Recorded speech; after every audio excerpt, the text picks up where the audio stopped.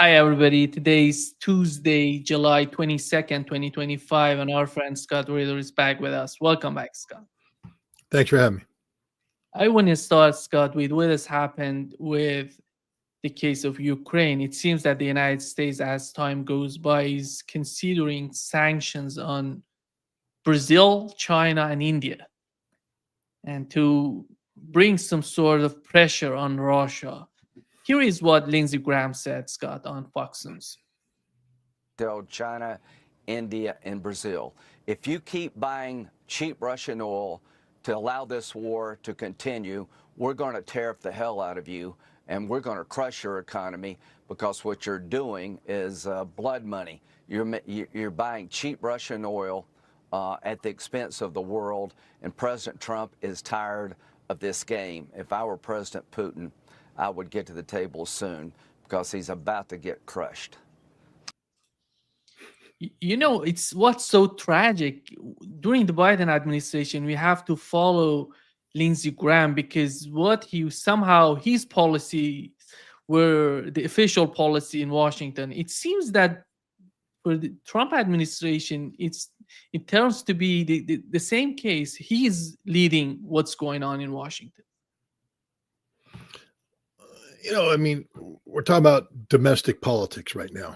And, there's a tremendous amount of anti-Russian sentiment in the United States, and it's politically easy to beat up on Vladimir Putin in Russia. But we're also, you have to understand that Lindsey Graham and I think it was Blumenthal, the senator from Connecticut, we're posturing for 500% tariffs to be placed on these nations, India, Russia, Brazil, and to be done immediately. I mean, Lindsey Graham went and sat with Zelensky and the Ukrainian government to work this out. And yet what the president has done is said, pass your bill, but you have to give me complete control over this. I get to determine when, how much, and how to lift it. Congress has no say in this. So all Lindsey Graham did is create a talking point. There's no real policy here, none that obligates the president to do anything. The president has said he's going to wait 50 days and give Russia the time to reconsider its actions. But at the same time, we have Seymour Hersh writing in his Substack that the Trump administration is seeking to remove Zelensky from power. Zelensky, the man who met with Senator Graham to come up with this grand sanctioning idea. The moment that this was announced, the sanctions and the European sanctions were announced, the Russian stock market went up 2.7%. Russians aren't worried about this. They're not afraid of this. China's already said that they won't yield, that they'll use whatever resources they have to strike back. Brazil has said, if you don't want to do business with us, then we won't do business with you. India is the weak link, but India has to be careful because they could find themselves on the losing side of a supply chain war with China. And that would crush the Indian economy. The United States isn't willing to step up right now and bail India out of any economic problems it gets into because it blindly follows American diktat. So, there's no guarantee that India will do this, but there's also no guarantee that Trump's going to do this. Lindsey Graham doesn't have any decision-making capabilities. He's one senator in a United States Senate that has already punted to this president.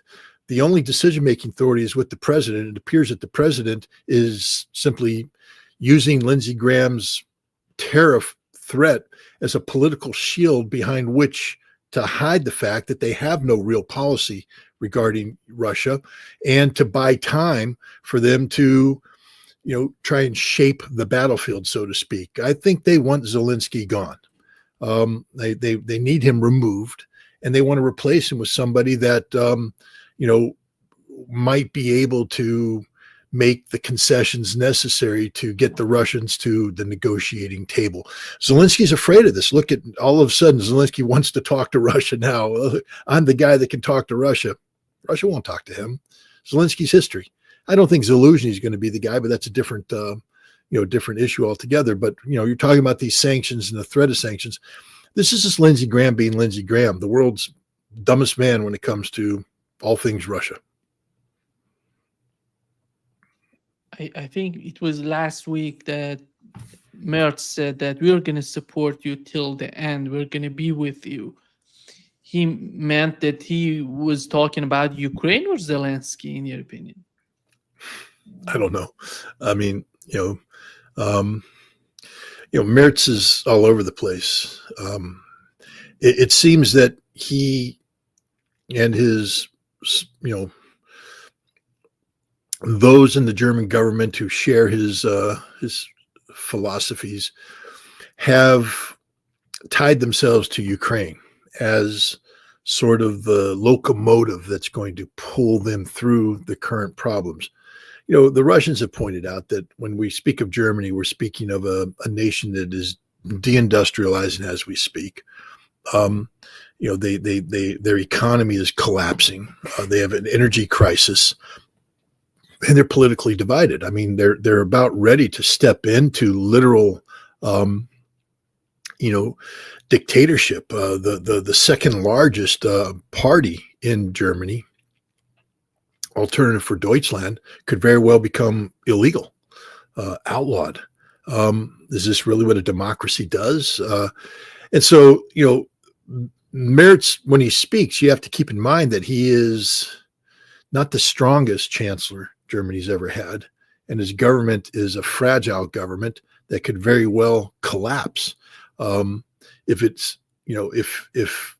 its policies are challenged effectively. So what he's done with Ukraine is buy into a policy that allows him to wrap himself in the European Union flag, and he's trying to wrap himself in the American flag as well, to say that this is a common cause, a united cause, a just cause around which we must rally and make sacrifices, and then use the concept of sacrifices as the excuse for failed policy. But I don't think Merz is going to survive much longer. I think the German economy is checking out as we speak, and at some point in time, one can only hope that rational thinking takes hold in Germany, and they evict these people like Merz and others who are willing to sacrifice the German nation for a Eurocentric cause that is not viable, not linked to reality. You mentioned 50 days that Donald Trump has some sort of deadline for Russia, but with what's going on the battlefield, when you look at the way that Russia is going on the battlefield, what is the strategy on their part, in your opinion, when you look at the scene? What is the Russian strategy? Russian strategy. To win? But is that mean that they're going to escalate? They're going to go on? Why would they escalate? Russia's not tied to 50 days. Russia's not tied to any calendar. There's no calendar pressure on Russia whatsoever. Russia is just going to win, which means every day the commanders get up and deploy their forces, and their goal is to kill as many Ukrainians and push the Ukrainians back as far as they can be pushed that day without putting too many Russian lives at risk. On the strategic front, it appears that Russia has made a decision that they're going to do a full court press on attacking Ukrainian infrastructure and military targets. There's not going to be a period of time where Ukrainian cities get to go weeks without any Russian activity. The Russian intelligence coverage over Ukraine appears to be very tight, meaning when they detect movement, they strike. And they're right now in the business of striking. Every day, 400, 500, 600 drones fly in. There's nothing to shoot them down. Then they're followed by precision strike weapons. There's nothing that can shoot them down either. And the Russians are just grinding Ukraine away. And they will continue to do this until Ukraine no longer exists or the Ukraine accepts surrender on Russia's terms. Do you feel that any time in the near future, or maybe during these days, Poland going to get involved because they're asking their citizens to leave Russia? And what is the role of Poland at this stage? Get involved. Sorry. Because are they going to Why are they asking this if nothing's happening behind the scenes? The Poles may know something about what's going on inside Ukraine. You know, Seymour Hersh believes that Zelensky will either be thrown into exile or be compelled to leave internally or externally. But then there's the question of what comes after that. There may be a period of uncertainty, and the Poles may have an understanding that this could lead to some sort of civil breakdown and maybe civil conflict, and they're asking their citizens to leave. It's laughable to think of the Polish military intervening. The Poles acknowledge themselves to run out of ammunition in 14 days. So why would you want to intervene only to run out of ammunition in 14 days? And intervene with what? They don't have an offensively inclined military. They could begin crossing the border into Western Ukraine, but almost immediately they'd be engaged by forces coming out of Belarus, and they wouldn't be able to handle that. The Russians believe in the counterattack. So if Poland begins cross-border operations from Poland into Belarus, that's the end of Warsaw. It will fall. The Polish army can't defend. They can't fight. The Poles know this. The generals know this. They're not going to get involved in a fight. I think Poland is taking a look at the deteriorating situation inside Ukraine and making the decision to get the Polish citizens out of harm's way. You've mentioned Zelensky may be the case in the mind of those people in the West. We know Zelensky was, we were talking actually, I was asking you before, I think 6 months ago, if Zelensky would be the case, because it seems that the British government, the British intelligence, they've been preparing him for this position. Is that going to be acceptable for the case of Ukraine? And who's going to guarantee that he's going to be a better option for Ukraine and he's going to change anything in Ukraine? Look, the British and the Americans and NATO continue to operate as if they matter, as if their opinion counts when it comes to the future of Ukraine. Russia's sort of on record that it doesn't matter. It doesn't count. Russia alone will pick the future leader of Ukraine. Russia would prefer to do that. They're willing to allow an interim leader to be picked using elections, but the elections only serve to eliminate the illegitimate president, Zelensky, and replace him with somebody that constitutionally is capable of accepting the terms of surrender. This is why the Russians don't say surrender, then elections. They say elections and then surrender because they need Zelensky gone. Zelensky, I don't think he's an attractive candidate. I don't think I can't speak for the Russians, but I mean, this is a man who took a selfie with Stepan Bandera's photograph behind him. If you're talking about denazification, there's a Nazi right there. So Zelensky's future is probably a bullet in the back of his head as opposed to the presidency of Ukraine. He would be best advised to stay in the United Kingdom and not seek to return to Ukraine. He was the commander of Ukrainian forces when many crimes were committed against Russian soldiers and Russian civilians. So I would imagine that he's high on a list of those people who will be held to account by the Russians in a post-conflict environment. The Russians right now, again, I can't speak for them because I'm not privy, but, when you take a look at what's going on, the Russians do have something called the Union State. And that is it's a political and economic relationship between Belarus and Russia. And the Union State right now is very active in talking about the future of Ukraine, because I think the vision for Russia is that post-conflict Ukraine, once it's been denazified and normalcy brought in, will become part of the Union State, that they will join the same political and economic union as Belarus and the Russian Federation. This means that there's no EU. It means that there's no British appointed leaders. There's no American control of Ukrainian rare earth minerals. All of that is garbage.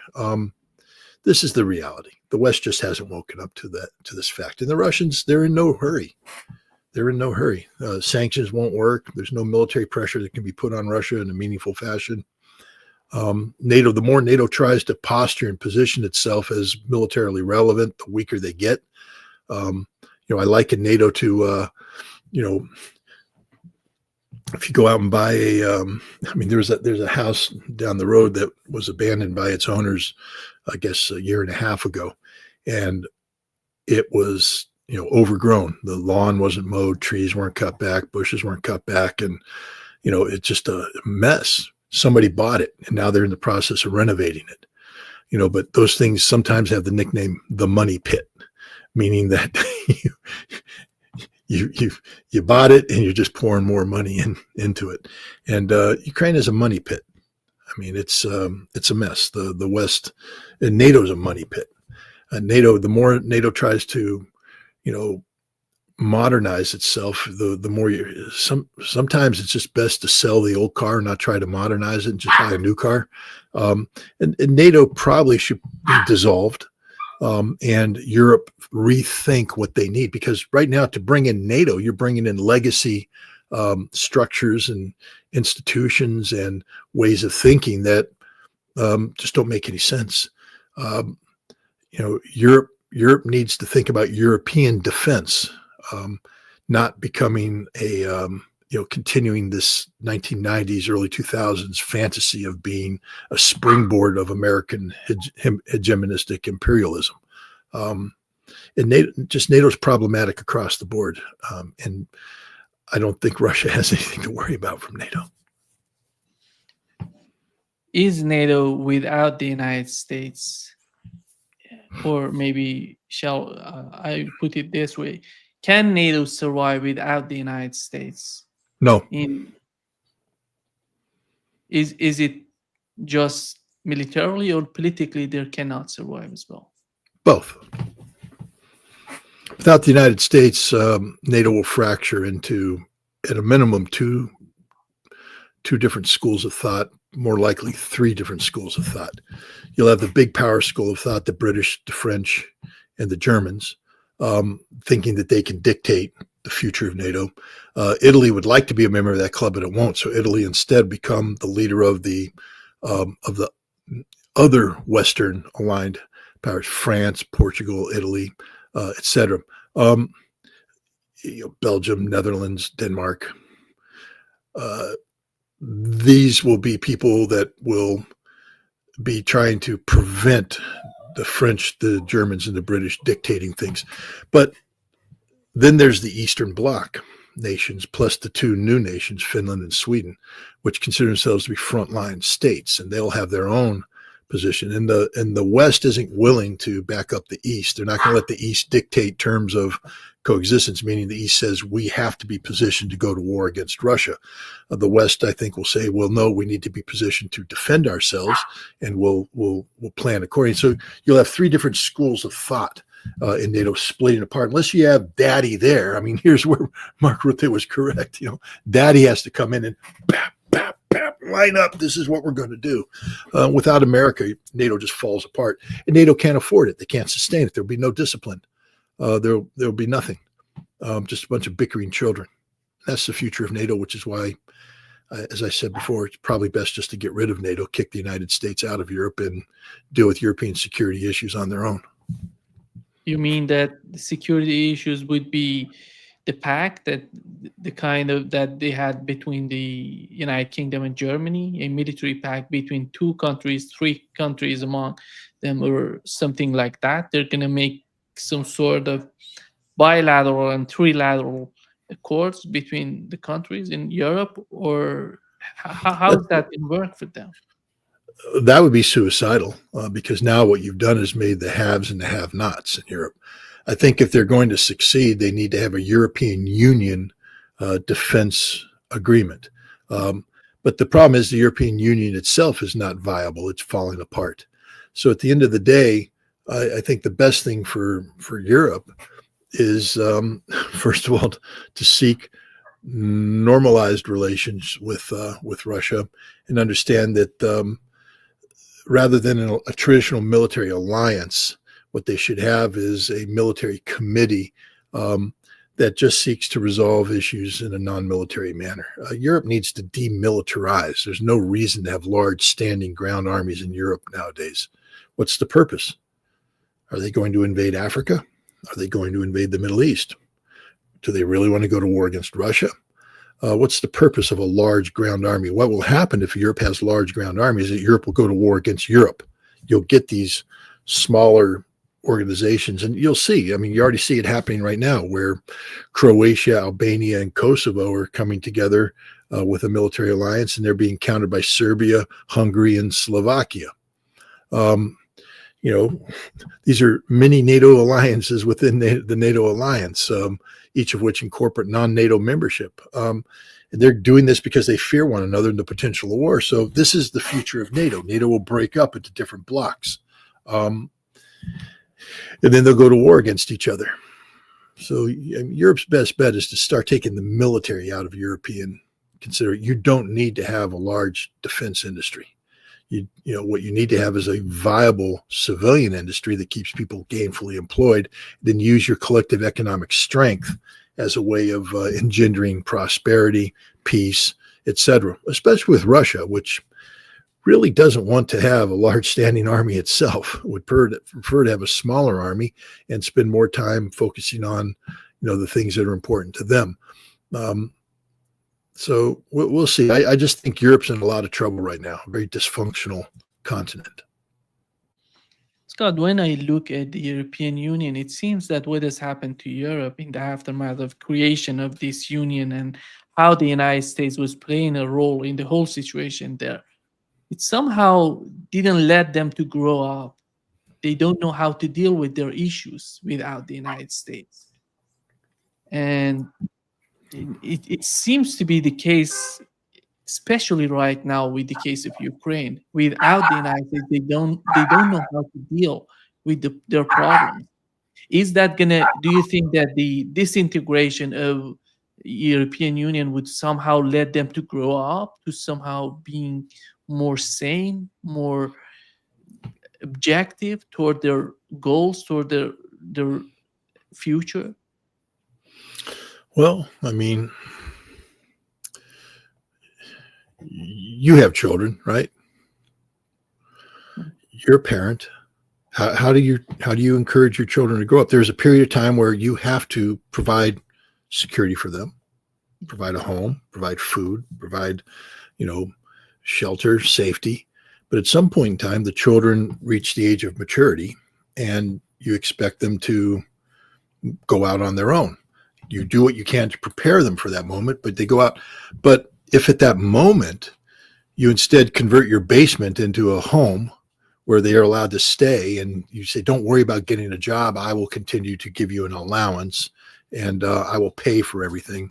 And you do that for 30 years. Next thing you know, you got a 50-year-old kid living in your basement who's incapable of operating on their own. That's Europe.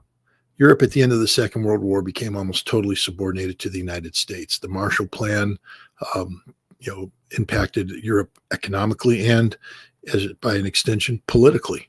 Europe never matured as a continent, as a people. They were always under the control of the United States, or at least the influence. It's not that the United States was aggressive in its assertion of control, although if you take a look at the 1950s and 60s, the CIA's effort to bring down the Communist Party in Italy and in France, etc., we definitely wanted to shape events so that the governments there would be easily, more readily controlled by the United States. But Europe did this willingly. They allowed themselves to become that 50-year-old kid in the basement of their parents' house, and that's where they are today.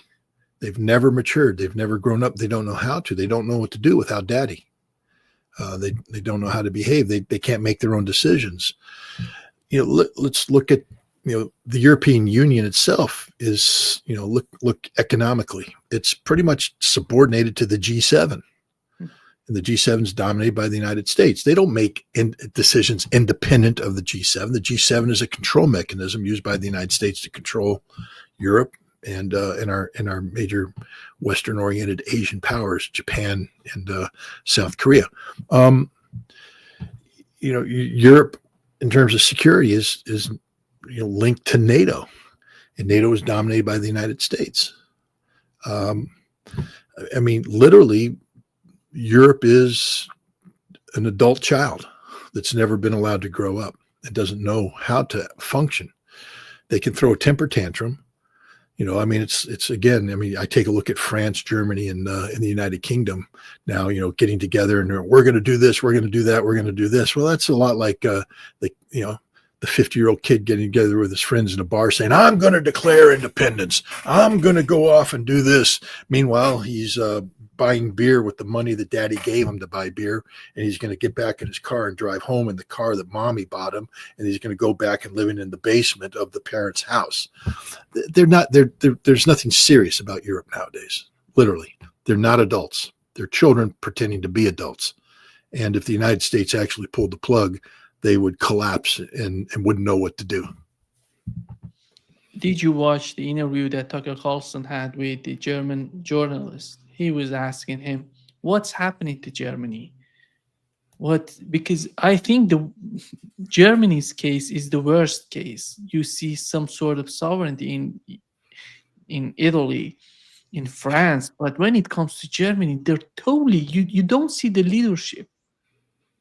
You don't see the somehow standing for their benefit. And what has happened to Germany? Why they're so much hesitant to express what they're feeling, what would be their benefit? And it seems that you look at them, somehow there's all the leadership, the people who are somehow running the mainstream media in Germany, they're so numb. You don't feel that they have something to say for the benefit of German people, for the benefit of Germany and future of Germany. Well, the Germans have for so long forgotten what it means to be German and instead focused on what they thought they had become, which is the largest, most powerful bank of Europe. It's superficial to say this, but I'll say it anyways. I don't think the Germans love being German. In fact, I think a lot of Germans resent being German for a number of reasons. And they're posturing in a way that they believe the United States wants them to posture. And this is dangerous. It's dangerous not only for Germany in terms of, the lack of sovereignty. The fact that, remember, Olaf Scholz stood in the White House while Joe Biden threatened to blow up the Nord Stream pipeline. It didn't say a word. My God, if I were a German leader, I would have put my fist down on the table and said, you will never do that. If you do that, it's an act of war. We will literally take over the bases, capture all your personnel, and declare war on you. You will not attack Germany. Germany alone makes a decision about its energy policy and its major energy infrastructure. If you have concerns, you can come and talk to me. I was just here, but you don't get to stand up and tell the world you're going to attack a major piece of German infrastructure and expect me to be silent. That would have been a German leader. Instead, Scholz was silent. Why? Because Germany doesn't know how to behave without American leadership. Now, you take a look at Germany and the things that they're doing, from a militaristic standpoint, and people say, well, Scott, so you keep talking about the Fourth Reich and the emergence of the Fourth Reich. Isn't that Germany acting out on its own? No, you guys don't know German history if that's what you believe. The Fourth Reich was born in the immediate aftermath of the Second World War, where the United States began the process of whitewashing the German crimes of the Second World War so that they could have this large pool of German military manpower ready to be mobilized to take on the Soviet Union. The whole whitewashing scheme goes back to Nuremberg. Yes, there was people who got there, but it was Eisenhower himself, together with Donovan, that encouraged German generals to begin rewriting the history of the Second World War. One of them, Seidel, wrote a book about the Normandy invasion, 1944. And, it showed that the Germans were noble soldiers, had nothing to do with the Nazis, just fighting this war, as professional soldiers do. Seidel was arrested and put on trial together with a dozen other German generals for committing war crimes, mass murder. Hundreds of thousands of civilians died under his watch while in areas of Europe that he occupied. He was found guilty, sentenced to 20 years in jail, but he was released by John McCloy, Truman's man who came in and took over, the occupation of Germany and basically freed all the Nazi generals and then oversaw the incorporation of Germany into NATO and the creation of the modern-day Bundeswehr, which was commanded by Nazi generals and it comprised a lot of former Wehrmacht soldiers. And the Bundeswehr, together with the BND, German Intelligence Service, which simply incorporated General Galen's Eastern Intelligence Organization that was set up against the Russians, against the Soviets, to include their operatives inside Ukraine that were working with the Banderists. The CIA took that over and ran it for a decade. We ran operations using Nazis to coordinate with Nazis to resist the Russians. And so the Germans, they've been conditioned for two things. One, to be subordinated to the United States, and two, to whitewash their Nazi past and encourage that kind of posturing because they believe that's what the United States wants. It's very dangerous, a very dangerous thing to be,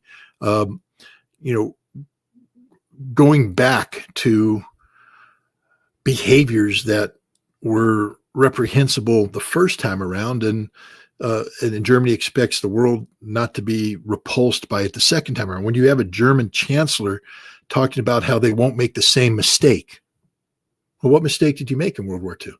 I would hope you believe the same mistake as you won't ever again engage in an illegal war of aggression and reflect back on the one Nuremberg trial, which had meaning, which was the first one where Judge Jackson, the prosecutor, and worked with the other judges to find that war of aggression was the ultimate war crime, because from the war of aggression, all other crimes take place. And yet Germany seems to believe right now that it can carry out a war of aggression against Russia, and somehow the United States will tolerate this, that it's okay. Does Germany want Lebensraum now? Do they want to go in and move to the Ural Mountains and take all the Russians that live west of the Ural Mountains and kill them and enslave everybody else so the Germans can live back to their World War II ambition of having vacation homes in Crimea, where you have Russian slaves serving them? I mean, that's what they did. What mistake we're not going to make the same mistake. Mertz said, well, yes, you are. You're making the exact same mistake.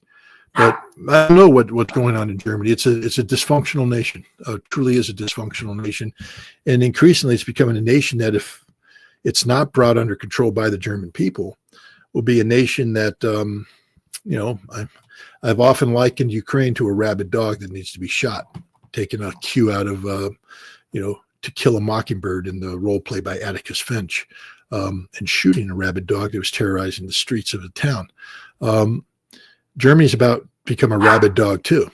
And maybe we need an American Atticus Finch to put the German rabid dog down once and for all, because the third time's a charm. Germany's already done this a couple times. They shouldn't be allowed to do it again. Do you see the United States moving toward some sort of direct talk with Russia? Because we're in direct talks. No, but they're somehow putting Ukraine on the table. They're trying to let Ukraine be on the table to talk with Russians. But when we're gonna have the three parties, I'm talking about the United States together with Ukraine on one side and Russia on the other side, that would somehow facilitate. Never. What right does the United States have? You mean the main barrier would be Zelensky and his administration? No, the main barrier is Russia. Why would Russia give the United States that power? What has the United States done to earn that power? I mean, Russia's not going to complicate things. Russia's made it clear what their goals and objectives are. And it's an issue of Ukraine and Russia's relationship with Ukraine, not of, the United States suddenly stepping in after, it's just like the arsonist sets the building on fire. And then when the fire department comes and says, I'll tell you how to fight the fire. No, you set it on fire. Get the hell out of the way. The United States set Ukraine on fire. So why do they now get to come to the table and start dictating anything? The United States is in no position to dictate. And I don't think Russia's in the business of listening to America dictate. What Russia would like to do is work through Ukraine to get to the other issues that they should be discussing with the United States. Strategic arms reduction, the resumption of economic benefits, the normalization of diplomatic relations. These are things that should be discussed. But Ukraine, Russia's already made it clear what their Ukrainian position is, and that's what's frustrating to Trump is that, he's confronted now with the reality that Russia is not listening to him because he doesn't matter. He's irrelevant, especially when you try, what are Trump's real motivations here? He wants credit for stopping the war. Why? What's his the Nobel Peace Prize? Of course, that's what he wants. He always talks about it. Is that really your motivation for stopping this? Means that it's all about Trump and it's not about the reality of the conflict between Russia and Ukraine. And then to stop this war in a way that gives him some sort of advantage. Well, the Russians are tired of that game. They're tired of entering negotiations with the United States that the United States uses just to retain advantage over the Russians. Russia didn't start this war, but Russia will finish this war on terms that are acceptable to Russia. And that's the reality the United States has to say. I don't believe there will ever be three-party negotiations. I think at the end of the day, Ukraine surrenders to Russia, and that's it. But the security architecture, I think what Russia wants from the conflict in Ukraine, for any sort of settlement happening to the conflict in Ukraine, is the security architecture of the region, which would be Europe and together with Russia. Is Donald Trump prepared to facilitate that process? Do you see that coming in the Trump administration?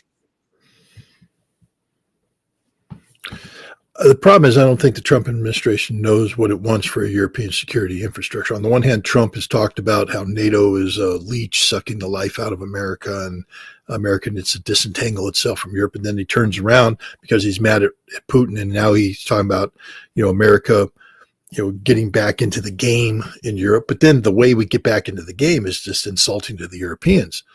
We get back in the game not by putting up America's economic resources and military resources and diplomatic resources, but is the way that a grifter does. Buy the weapon twice. That's what we're telling Europe. Hey, you already bought one of those Patriots from us. Give it to the Ukrainians and buy another one to replace it. And that's our contribution to the war. It's a scam. It's a grift. It's a con. Which means he's not serious. And so I think at some point in time, once you remove Ukraine from the equation, Donald Trump will be politically empowered to start making decisions that make sense for the United States. And one of those decisions will be, I think, to move to improve relations with Ukraine and get the United States out of the NATO entanglement. But right now, because Ukraine has become a political hot potato for the president because of his inability to stop the war and therefore seeking to blame Vladimir Putin. He's trapped. He's in the NATO trap. But long term, I don't think neither he nor his like-minded people want to stay in the NATO trap forever. I think that J.D. Vance, potential future president of the United States, isn't enthralled about either Europe or NATO. The problem is, in my opinion, the United Kingdom would not let Ukraine to get out of the equation. How do they stop it? They're just preparing everything. But they got nothing. Zelensky going to be in power? Zelensky's one man. He's a corrupt Ukrainian general resident in the United Kingdom right now, whose only power comes from the British press. Scott, do you really believe what has happened to the Russian nuclear bombers was somehow the United States? I don't believe it was the United States. No, it was the British. It was all cooked up in the Europe. I never said it was the United States. I always said it was the British. So it shows how important, how seriously they're involved in. They're serious, but Nima, it's a trick play. I mean, do you follow American football? Yeah, I like American football. I played it all my life. Can't play it anymore because it's a young man's game. But I just know this. When I played in college, and my coach, great guy, classic football guy, Syracuse graduate, played for the Baltimore Colts, and now he's our coach. And he's about the fundamentals. I mean, we blocked, we tackled, and we ran, and we passed. And we focused on.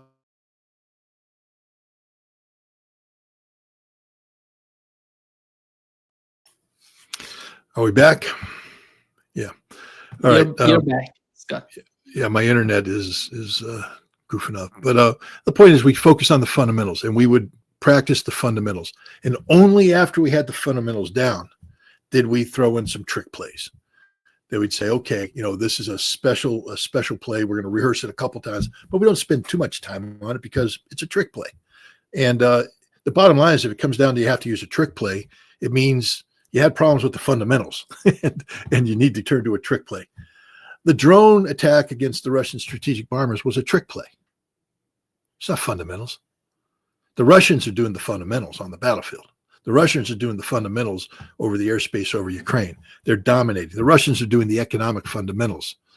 All England has is trick plays. You don't win games with trick plays. That's the bottom line. Yeah, you have to take them seriously, but at the end of the day, even when they execute one properly, as they did with the strategic bombers, it doesn't change anything. Actually, it made matters worse because now it caused the Russians to up the ante on their aerial pressure being placed on Zelensky. It's caused the Russians to, maximize production output of their geranium drones and to launch, be prepared to launch up to 1,000 drones a day against Ukraine for a sustained period of time. That's what the trick play got you. Now, I'm not worried about the British. I don't think the Russians are worried about the British either. It doesn't mean you ignore them, but it's not game changer. What do the British have to offer besides trick plays? I mean, they brought Zelensky in, but Zelensky's run his course. They're trying to position Zelensky, but Zelensky has no domestic base. And at the end of the day, I understand Zelensky is a very corrupt individual. And if he tries to come back into Ukraine and take over, it's only because he wants to make money, and the other corrupt Ukrainians will tear him down. Zelensky won't survive a democratic process. He can't survive. And the Russians will never put up with a man who, poses with Azov veterans while Stepan Bandera is in the background. I mean, he is literally the definition of a Nazi, and therefore he will be denazified. That's the best the British have. Trick play. That's it. They don't have fundamentals. Scott, we had the Iranian foreign minister. He had an interview on Fox News. And how do you find the way that Iranians are somehow trying to communicate with Americans, especially with the Trump administration, in the aftermath of those attacks?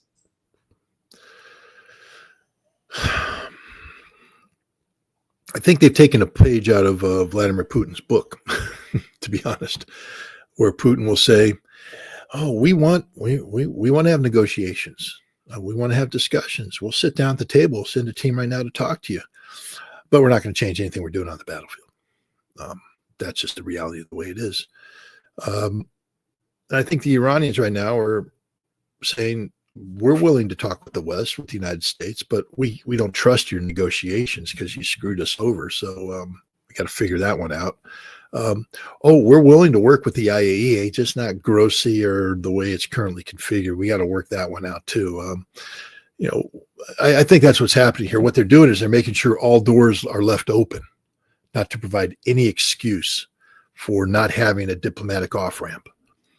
But it also appears that are very, unified and solidified in their position on, where Iran is and where Iran's going and what Iran will accept.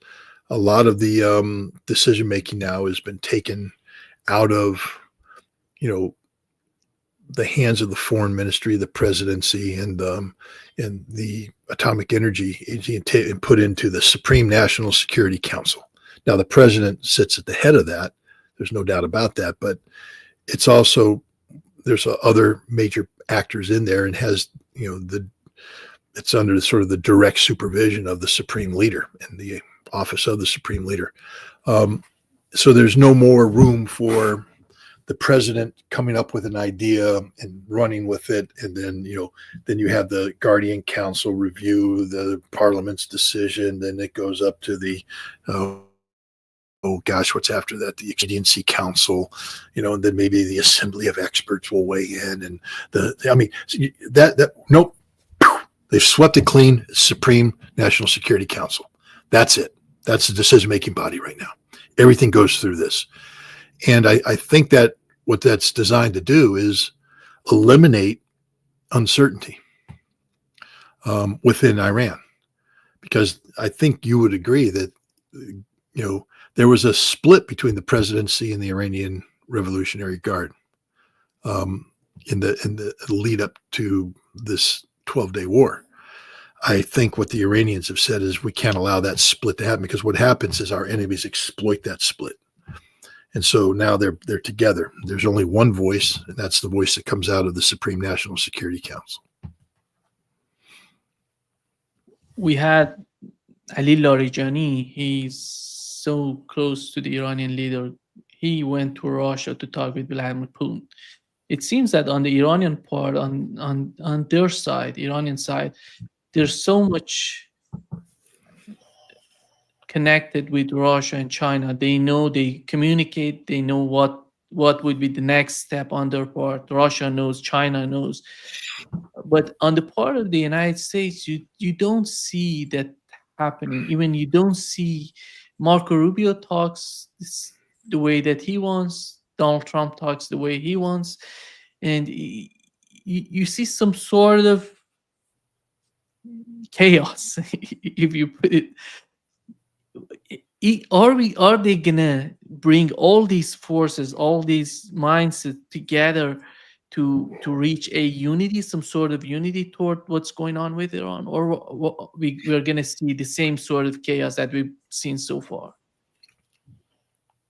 I think chaos is is what we're going to see out of the Trump administration. First of all, to avoid chaos, you have to have systems in place for policy coordination. That's normally the way things have operated the last couple of decades. A strong national security advisor at the head of a strong national security council. If you've seen over the course of years the growth of the National Security Council, you start with Kissinger, a very small group, and you go up, and each presidency seems to expand the size of the National Security Council. Trump was betrayed by the National Security Council in his first presidency. If you go back to Alexander Vindman, who was, on the NSC staff and coordinating with Ciarello, the CIA asset, Trump doesn't trust the National Security Council structure.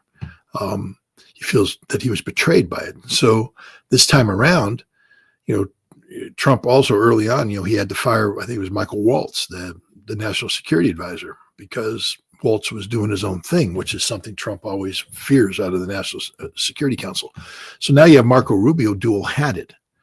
This is a horrible thing. It's constitutionally questionable whether or not he can do that, because as the National Security Advisor, he works for the president, is not held accountable to Congress. But as the Secretary of State, having been, ratified by the Senate, he's responsible to the Senate. They can summon him in. And so now now Rubio can just decide, am I advising the president, Secretary of State, or am I advising the president of the National Security Council? Henry Kissinger is the only other person that had that kind of strength, and he himself recognized the constitutional limitations of this. But the other thing is that the State Department is downsizing. I mean, you saw they fired 1,300 some odd staffers. Many of them came from the Intelligence Bureau. They were fired. Why? Well, because, gosh, they have opinions. They represent the permanent bureaucracy of people who have inherited policies from previous administrations, and their job is to keep those policies going in a relatively consistent manner. Trump doesn't want to do that. He wants to have his own policies. So they've gutted the State Department. The National Security Council is dysfunctional and almost non-existent in the role that it plays. there is no structure of policy coordination. And as a result, policies tend to be made in a very knee-jerk reaction by the president. And if anything, the National Security Council then backfills and works with, but there's no, normally the president in a meeting will say something. The National Security Advisor will then hold a principals meeting and say, the president had said this, I need you to go back and, start developing thoughts on it. We're going to turn it over to my deputy, and you guys need to delegate. And the deputies meetings now will take over the interagency coordination process. And they get together, they break down, and they create working groups, and people get into these working groups and they start to discuss things. They share it, they write up papers, staff it back and forth till it gets briefed up to the deputies level. And the deputies go, we got something. They convene the principals. They say they got something. They take it to the president. Now they have policy. Everybody agrees on it. That ain't happening right now. The president just makes his own damn decision, and everybody's playing catch up. So they flip the script, and it's dysfunctional. So I don't see anybody coming together on Iran anytime soon. They will all be prisoner to the whim of the president. That's the case of Ukraine as well. Two cases are happening in the United States. The case of Epstein and Russiagate. It's coming out, and Tulsi Gabbard was talking about it. Do you feel these two cases are against each other? Somehow they're fighting each other, the two sides? It'd be easy to see that, except that then you have to, if you take a look at the roots of each one. I think Epstein is a huge political problem for this president, and not a political problem. Again, I could be proven wrong. I don't know. I don't think the president is guilty of anything involving Epstein, except bad judgment. The problem the president has is that the Epstein file, it's not a file in the classic sense, we'll just call it the file in terms of the concept of Epstein and what he was doing, is highly likely is an Israeli intelligence collection operation built around sexual blackmail of the worst kind. And if the truth gets out, it could permanently damage U.S.-Israeli relations. In fact, it could make it impossible for us to have normal relations with the state of Israel. And given the power of the Israeli lobby, there's just pressure on the United States to make this thing go away. I mean, this is why you see Pam Bondi now. I guess she's going to go meet with, Ghislaine Maxwell, and maybe even Congress is going to call in. I think they're just looking at a way to bring out the one person and try to whitewash this whole thing and make it go away, so they don't have to talk. They don't have to mention the state of Israel. Tulsi Gabbard's efforts at declassification, having been involved in the intelligence community and knowing what it takes to declassify documents, I understand that she's only been DNI for 6 months. To try and declassify top secret documents and things of that nature, it's a lengthy process. And so I just see the timeline for declassification being consistent with, the product that she's produced. And I think it was developed independently of the Epstein problem. That's my opinion. It could be that she accelerated it because someone said, hey, that thing you were getting ready to release last month or next month, could you release it now? Who knows? But I think that, because this is being referred to for criminal prosecution, I think it's a tighter investigation than simply saying, oh, let's do this because we have problems with Epstein. We need to release something. I think the two are separate. Today I talked with Miranda Scott. He said that Iran is prepared to defend itself against Israel. And they expect that Israel is going to attack Iran again. But you're looking at Israel and their attack. And if we put ourselves in the Israelis in their shoes and to understand what would be their attitude, what would be their policy, what they're gonna gain from any sort of attack, I don't see that coming. They're coming out of in a new war with Iran in the Middle East that it doesn't seem that would be beneficial for the state of Israel, for the administration, for even for Netanyahu himself. Well, Netanyahu has long positioned Iran to be the greatest existential threat to Israel, and using the Iran's nuclear program as the justification. I think the Israelis have bought into a policy of regime change, and I think the United States has voiced its support of this policy.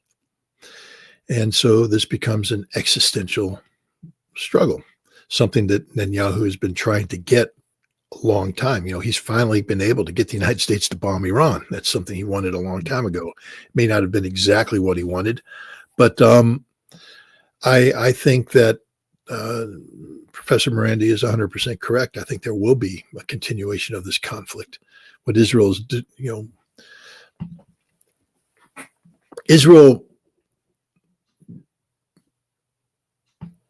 gave up a couple very valuable resources to strike Iran this time in an effort to achieve regime change. I understand that's what they were trying to do, and they failed.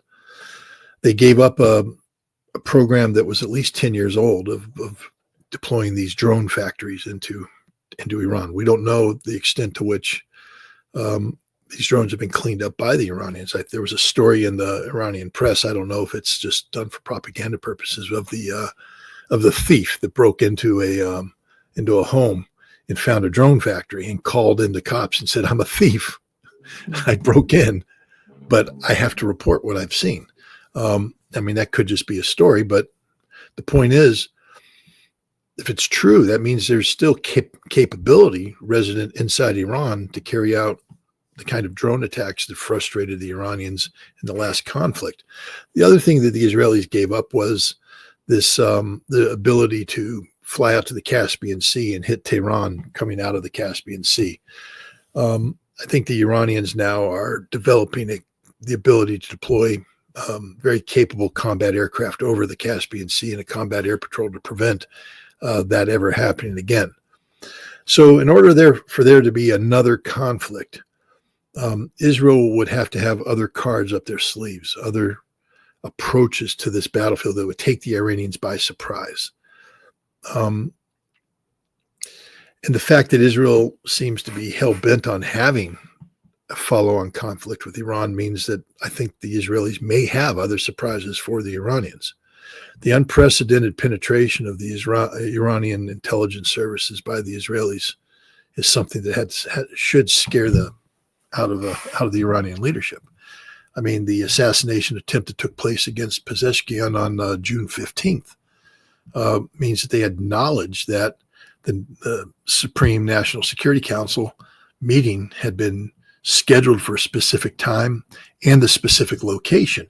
And then they also had knowledge of the technical aspects, the design aspects of the building, because they attempted what they called the Nasrallah solution, which was to blow up all the exits and have the people die of, Nasrallah wasn't blown up. He died of asphyxiation because all of the exits where the bunker he was in were sealed off and he couldn't breathe. That's what they tried to do to Pezeshkian and the others.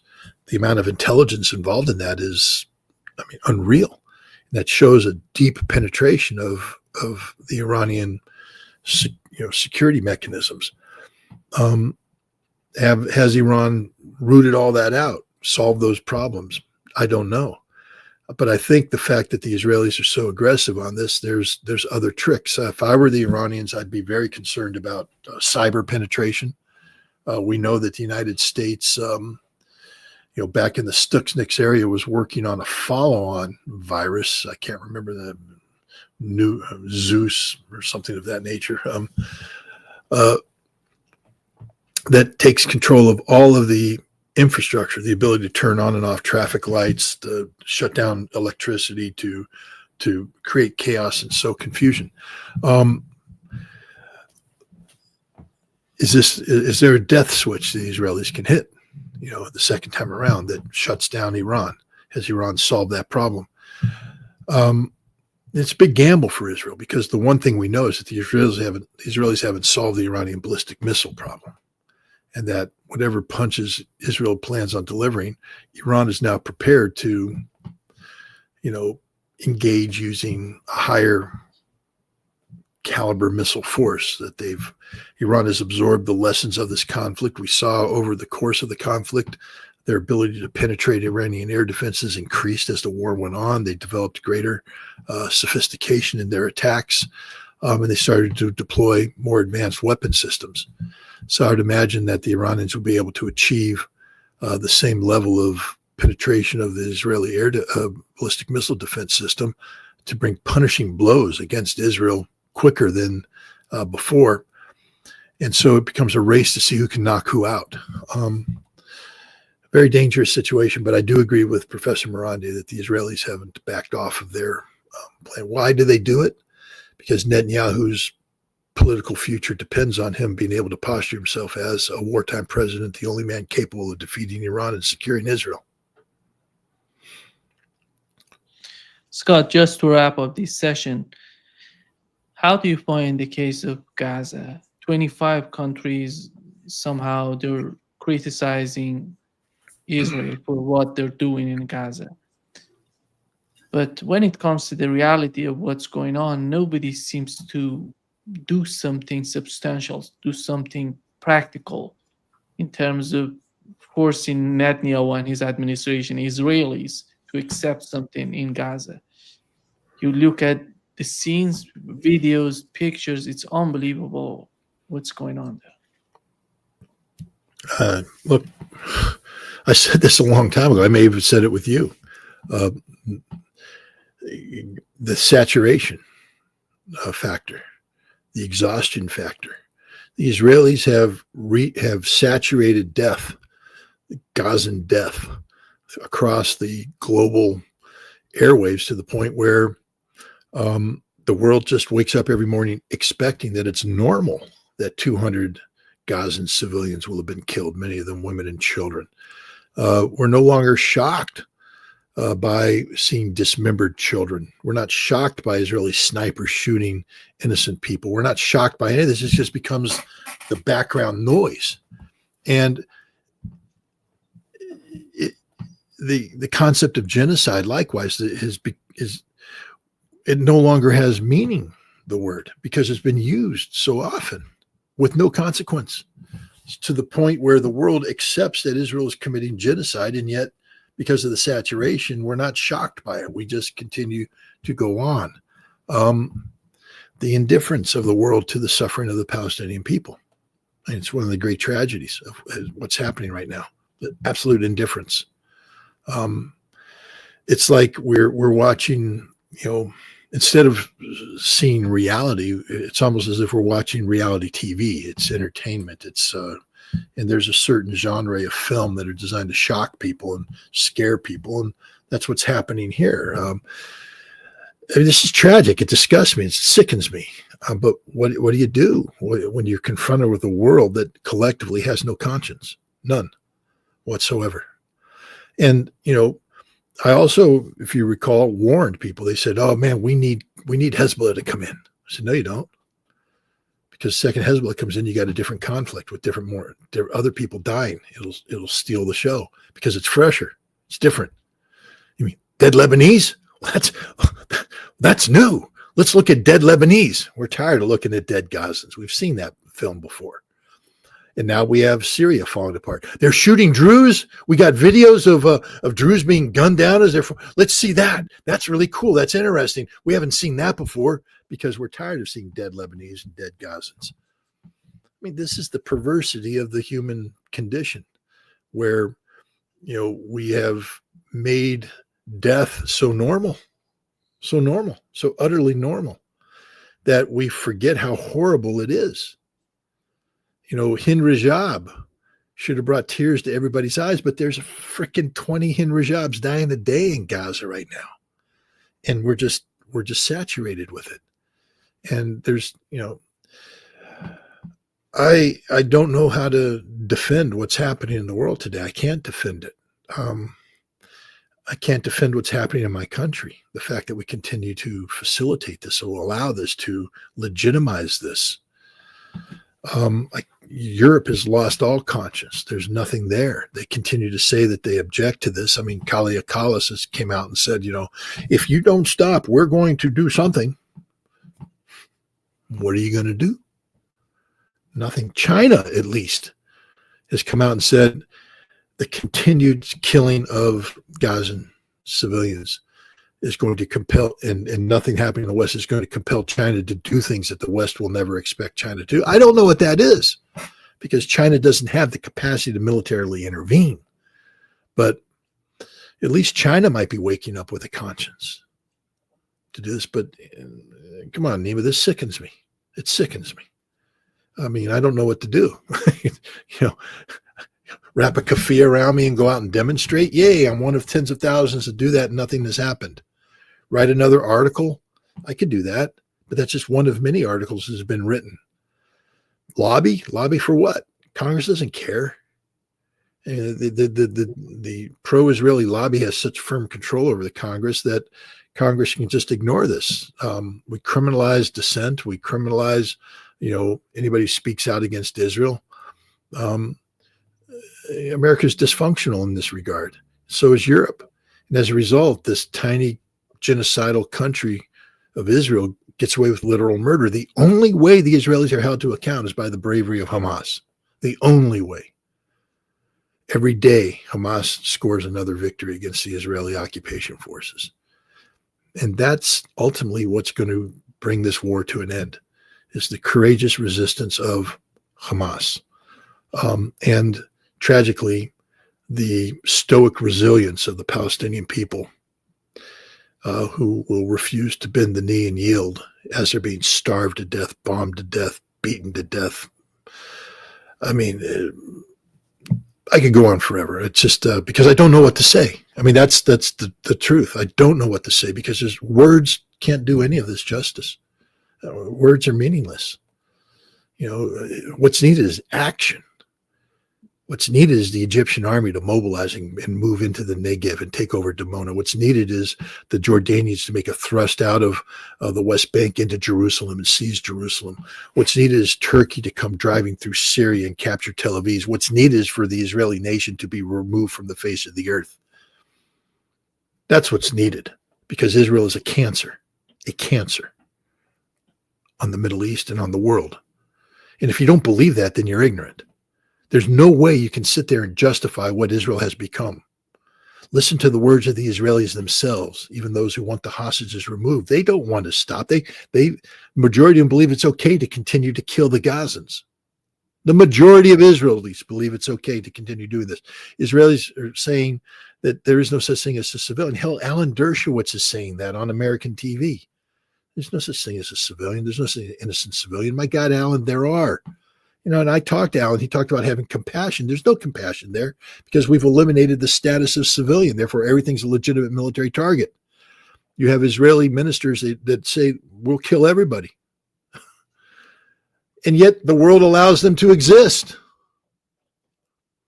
Now, the only solution is to eliminate Israel. And the world's not ready to do that.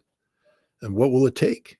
And sadly, I think that the world will be willing to let all the Palestinians die before they take any action against Israel, because we've just become immune to Palestinian death. One day we'll wake up and they won't be there.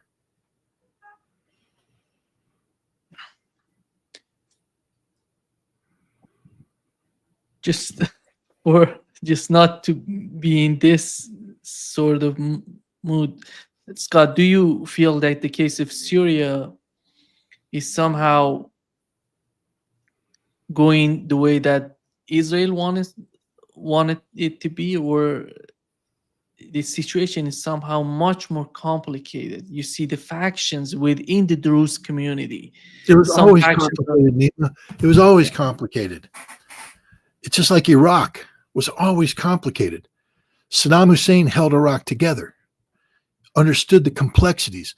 If you go in and take a look at the Ba'ath I didn't have a chance to go through the totality of Ba'ath Party documentation, but I've reviewed enough of it while I was a weapons inspector there. The way that Saddam Hussein had organized Iraq was designed to bring the factions together, to simplify things, to streamline things. It was actually fairly democratic in terms of empowerment of minorities, etc. And then we removed him, and Iraq fell apart into these factions, etc.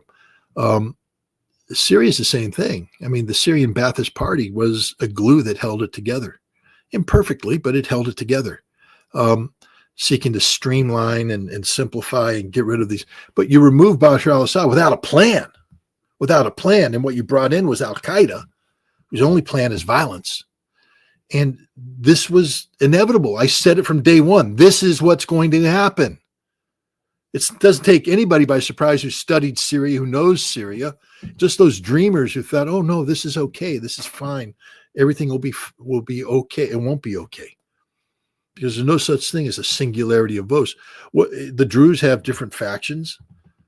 The Shia have different factions. The Sunnis have different factions.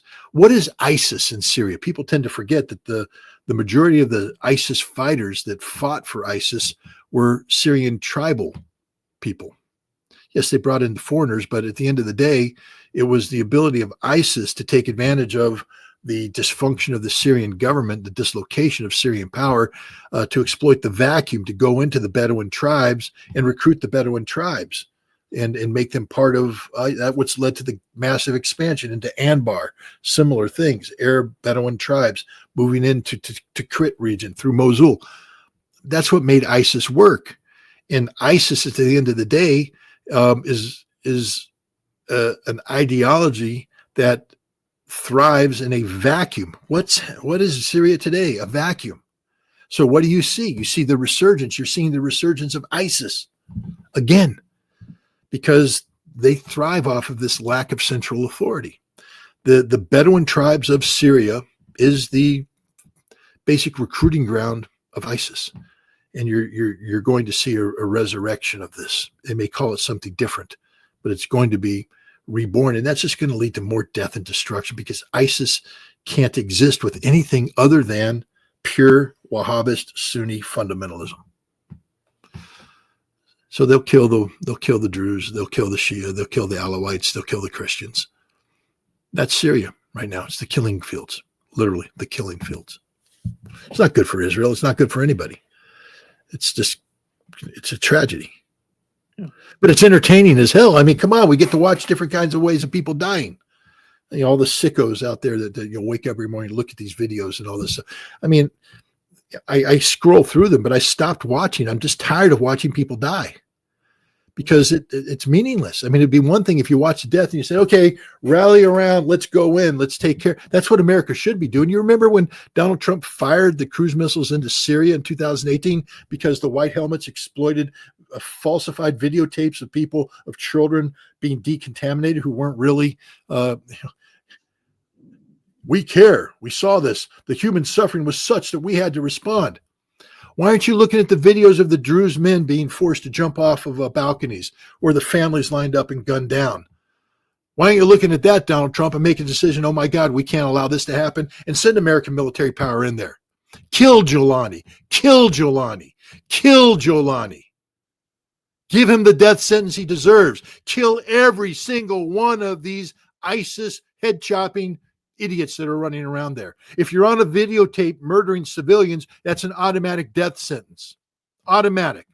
Capture them, put them against the wall, shoot them. Kill them all. That's the only way to finish this, is to kill all of these head-chopping murderers instead of legitimizing them. But that's not what's going to happen. Instead, we're going to play stupid games, and we're going to win stupid prizes. And the only people who are going to suffer are the people of Syria, or what was formerly called Syria. The solution may be Turkey. I don't know. Maybe the Turks can come in and bring some order to this.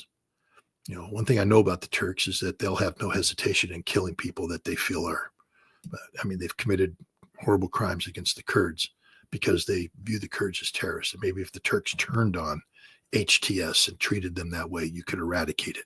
But Turkey's got a big problem because A large part of HTS are these Turkic peoples that have come in from the Uyghurs and the Uzbeks and everybody who's coming from Central Asia, who are there now, tens of thousands of them, with families, women and children. What do you do with that? We created a nightmare.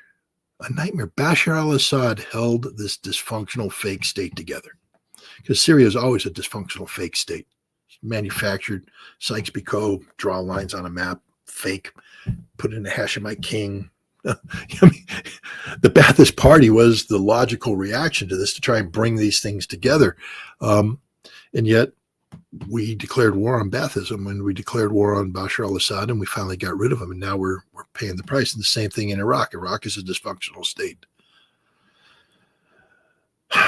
Can we come up with something positive to talk about? Because this is about as depressing as it gets, man. Yeah, nothing positive coming up these days. Yeah. Thank you so much, Scott, for being with us today. Great pleasure as always. Thanks, and hopefully next time we can find something positive to talk about. Yeah. Have a great day. See you soon. Bye-bye. Bye-bye.